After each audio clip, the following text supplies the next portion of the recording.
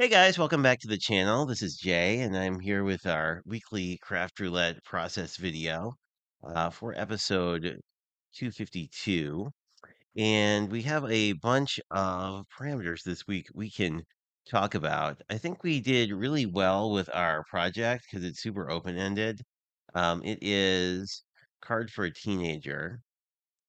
And think the only like tricky one this week was really fairy or fairies because I didn't have a lot of fairies in my set. But let's get started and I'll show you what I did. I thought that I would do a Z fold because I like them a lot, so I just have a card base cut.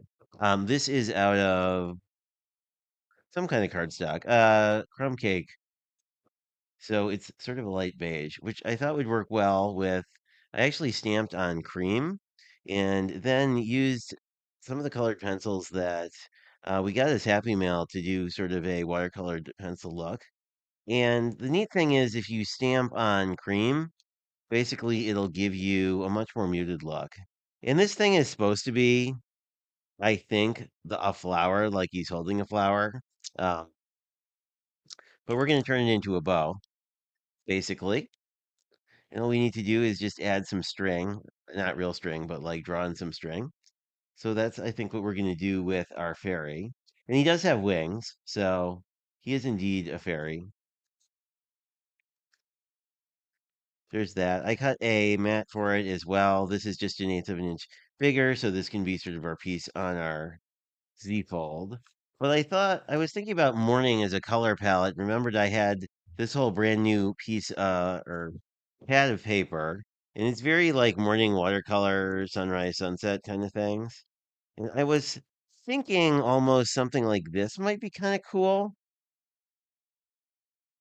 especially if we kind of mat our card base around this main central image, because I like the idea of like him just sort of being here. And I had looked at doing this with a more analogous color, like something in the yellow and browns family.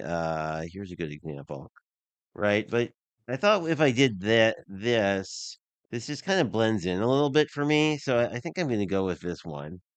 And if it doesn't work out, we will move on. And the other thing I want to do is give him a bow. And you could just use any kind of a straight edge here, obviously, to sketch in a little bowstring. But I think what I'm going to do is I've been playing with a actually a hoodie die, but it has this really nice sort of organic curve.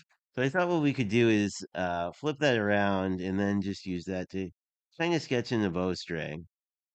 Um, and since he's standing up, I kind of like gravity would pull the string down.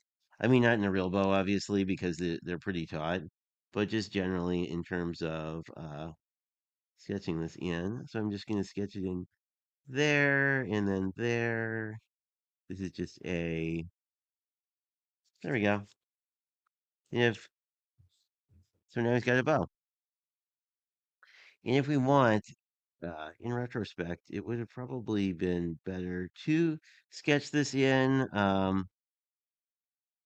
with like a sepia tone to sort of match everything. But it looks fine. So let's cut this guy up and then sort of mat our card together and see how we like it. So kind of like last week, I covered both the um, element and the random at the same time, which is something I sometimes like to do. It doesn't always work because sometimes you'll just have elements and randoms that don't quite play nicely together. But I feel like we've been pretty lucky the last few weeks in terms of that. I think I want to cut off maybe about 3/4 of an inch here, just to sort of get rid of that some of that blue. And then I'm going to go 4 inches because I do want to put down a full mat. And I think I'm going to cut it at 5 1/4 this way and basically get rid of some of the sky, mostly because I want to have a good bit of yellow, so it kind of makes sense that we're using it as an actual element.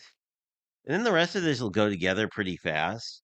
I did pre-score this and cut it, but it is basically just so it's a standard, where on earth did I put my bone folder? Here it is. So it's just a standard A2 right now, side folding. And then I just scored it at 2 1/8 so that I could make a Z fold out of it, which I feel like I forget if it was for craft roulette or something else, but I've been making quite a few Z folds lately. They're a really nice way to do something a little bit out of the norm. And then I do have a white piece that is a little bit smaller than the mat, which we're going to use so you have a place to write things. Admittedly, this is pretty small, so you could always put a larger mat on the back if you wanted to. So let us just get this together. Um, I feel like the last couple of weeks we've had pretty straightforward cards. So I don't know. Next week maybe we'll do some sort of crazy and wild fun fold. Although I know there's a lot of people who would prefer to have like fewer crazy and wild fun folds.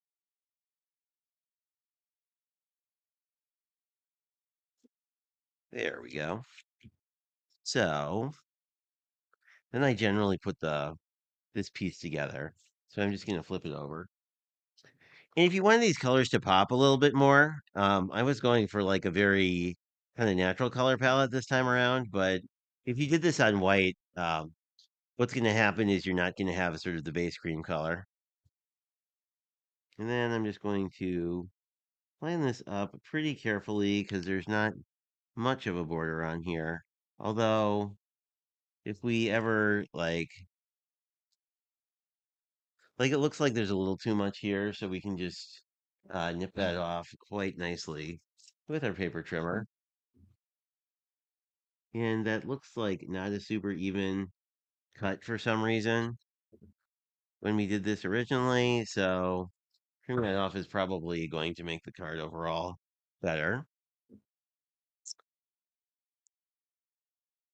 And I didn't really feel like this card needed a sediment, but if you wanted to add one, you can either float them off the uh, side of the Z fold, or the other place that I've put them is you can just stamp them on here for pretty easily.